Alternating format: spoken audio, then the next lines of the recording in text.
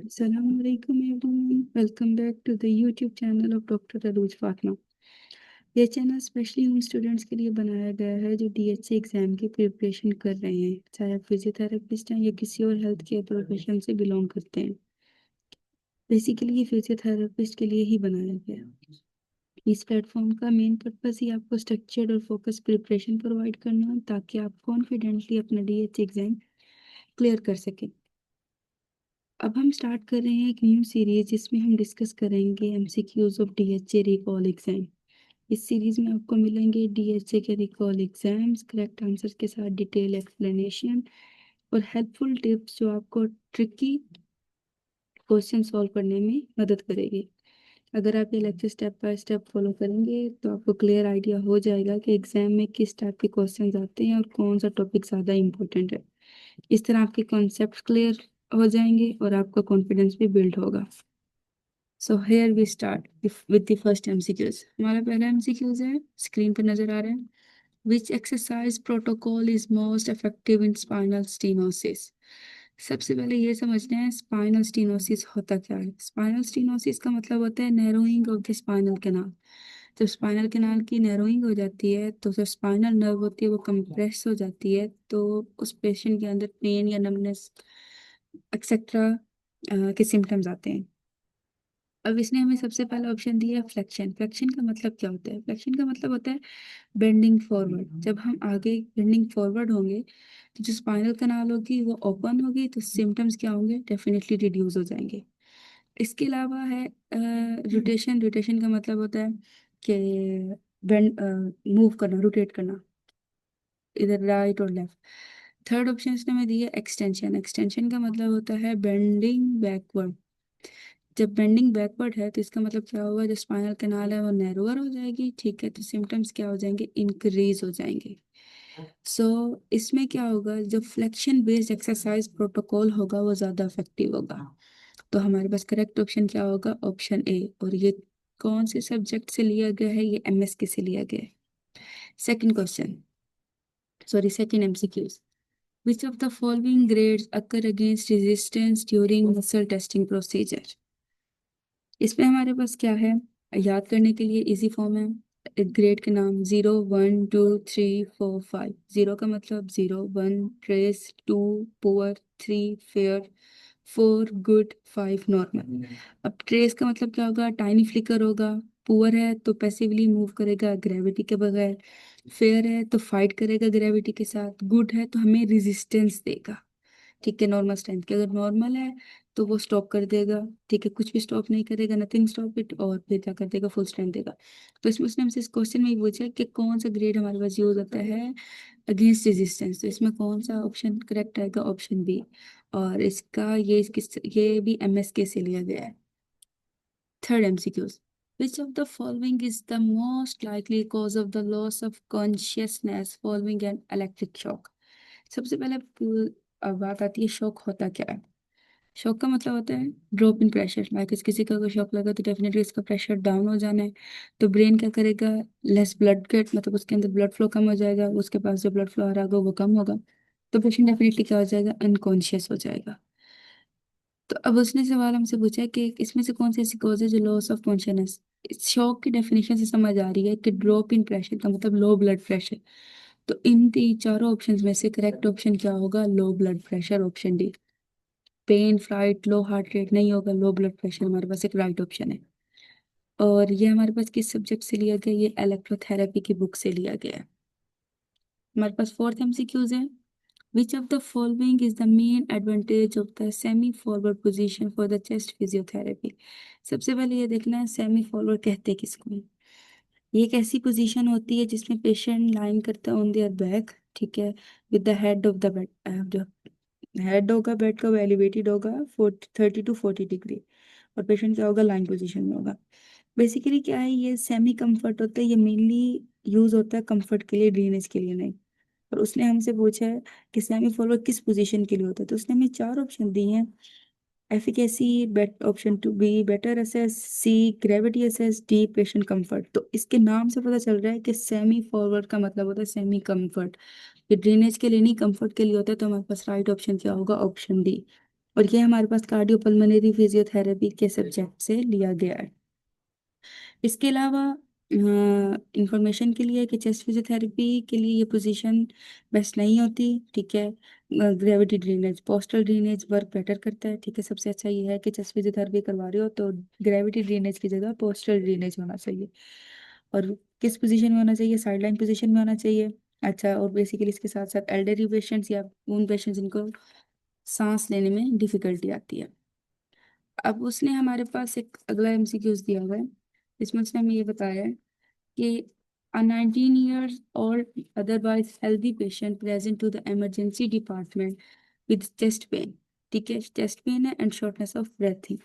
Chest X-ray show, उसने हमें क्या शो किया? A remove the 3 centimetre, which of the following is the most appropriate management,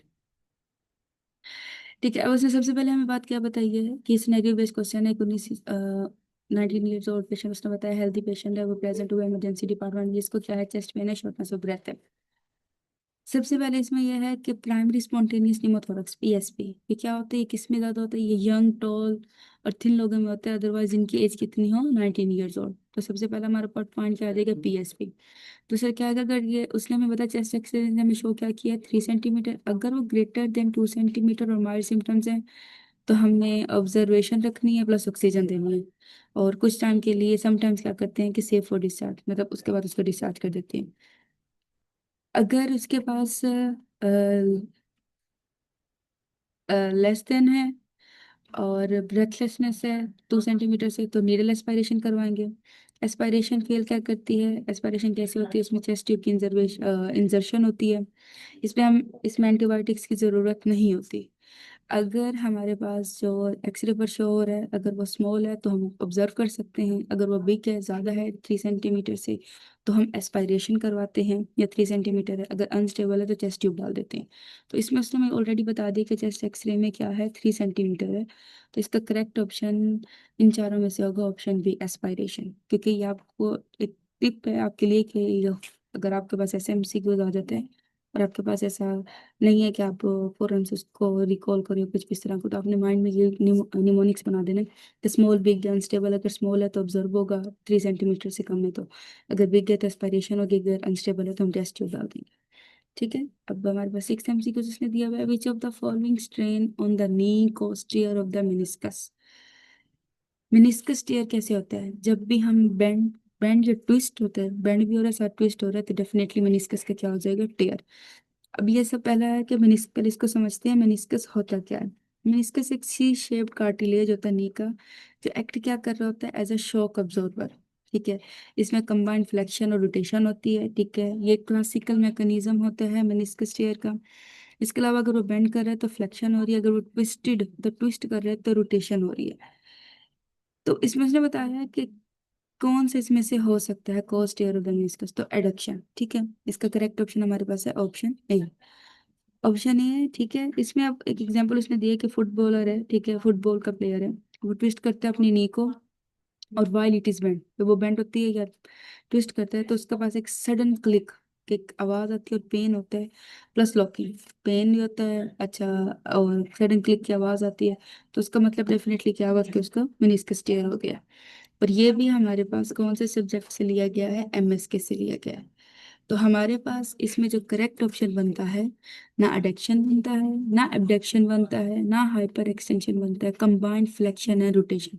क्योंकि meniscus में ही उसने बता दिया है कि उसकी डेफिनेशन में है कि कंबाइंड फ्लेक्शन और रोटेशन होगा तो वो क्लासिकल मैकेनिज्म होता है मेनिस्कल टेयर का, ठीक है।